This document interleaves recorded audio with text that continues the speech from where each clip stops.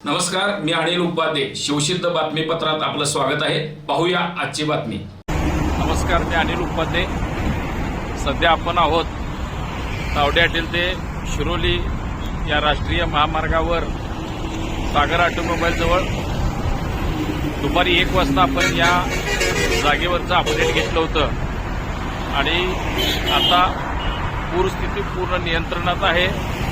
सकाळीपेक्षा दुपारी 1 वाजता जे अपडेट घेतलं होतं त्यावेळी या राष्ट्रीय महामार्गाला डांबरी रोडला पाणी लागत होतं. ते आता जवळपास 6 ते 1 फुटानं कमी झालेलं आहे.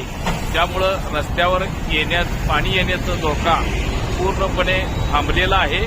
त्यामुळं नागरिकांना प्रवास करण्यास हरकत नाही आणि सर्वांनी निश्चिंत राहणं गरजेचं आहे. कारण का आता धरण पाणलोट क्षेत्रात पाऊस कमी आहे आणि आपल्या परिसरामध्ये सुद्धा पाऊस कमी असल्याने पाण्याचा प्रवाह कमी होत आहे आणि हळूहळू पाणी खाली उतरत आहे.